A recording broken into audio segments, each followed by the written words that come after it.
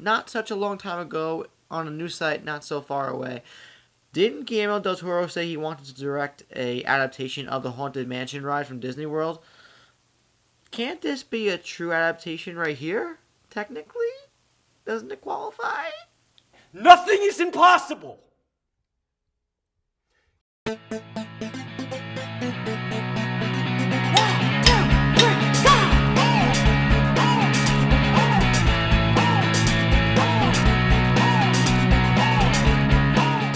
Hey, what's up, everybody? Welcome to MaffmanJones Movie Reviews. I'm your host, John Maffio, and today's featured movie is Crimson Peak, the latest from Guillermo del Toro, who has directed Pan's Labyrinth, Pacific Rim, and the Hellboy movies. This one stars Tom Hiddleston, Jessica Chastain, and Mia. I'm not even going to try to pronounce her last name because it's going to be butchered. The story is about Mia, who plays this young woman in the early 20th century who falls in love with Tom Hiddleston's character, Thomas Sharp. After some events transpire, she willfully moves to England with him, along with his sister Lucille, played by Jessica Chastain, and they live in this giant mansion. It's a really sick mansion. It's old, it's dreary, it's decrepit, but it has some work to do. It could be fixed. There is crimson everywhere from clay, hence the name Crimson Peak, but it seems that Crimson Peak is actually tied into this young girl's past, and it may be bringing her life into severe danger.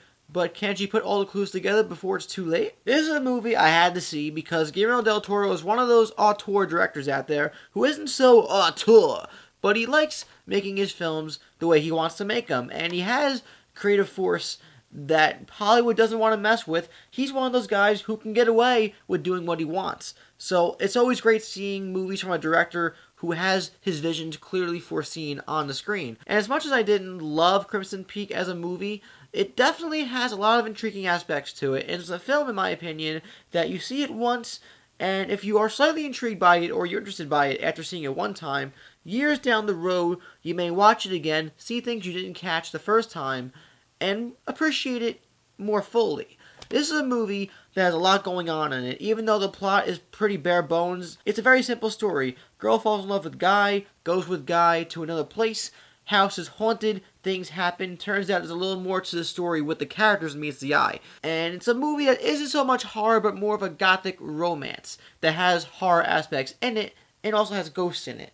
And Del Toro will go on record for saying that thousands of times. If you go into this movie expecting a straight-up horror movie with cliches and jump scares and stupid shit like that, you're not going to get that. You're going to get some cliches, but I think the film and Del Toro are fully aware of these cliches.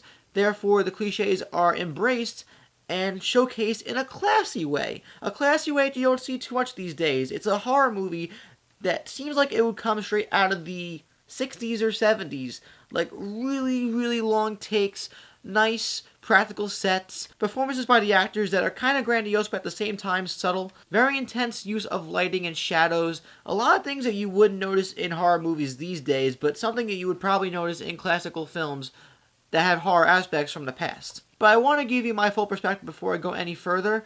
I read a lot of reviews, I watched a lot of reviews from people I respect before seeing this movie, so there was no initial shock for me being like, wow, this isn't a horror movie when I went into it. I knew what I was getting myself into.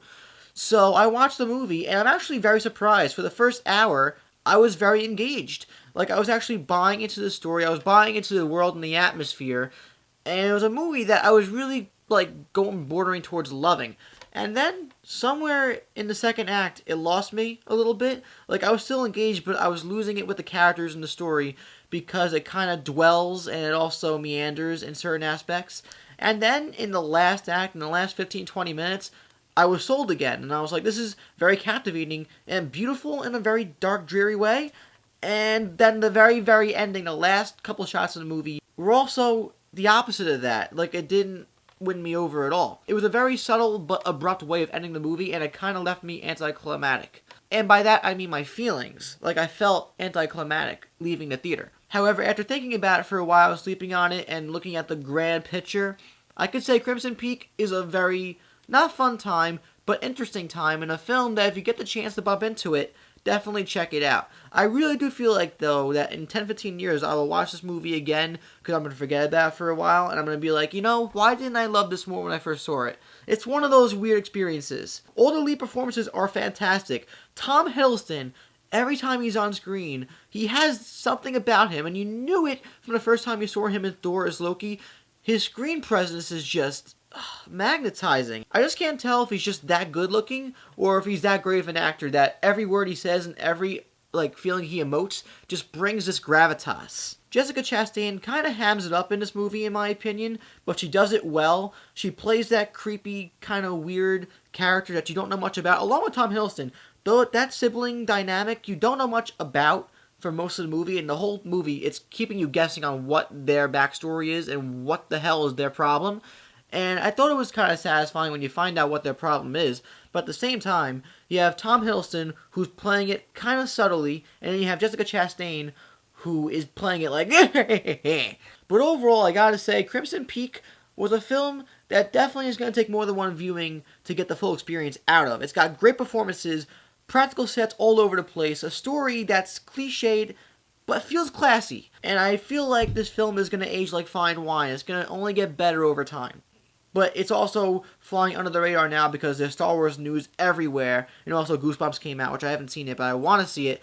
But yeah, it's going to fly under the radar for a while, but I think over time people will appreciate it more. I'm going to give it a 3.5 out of 5 stars. It's a darn good Applebee's meal. Definitely check it out if you get the chance. Now I want to know from you guys, if you've seen Crimson Peak, what'd you think about it? Let me know in the comments down below. Please like this video, subscribe to my channel, and check out my social medias down in the info box. I'm John Maffio, aka MaffmanJones, and I'll see you ghosts and goblins next time. Mwah!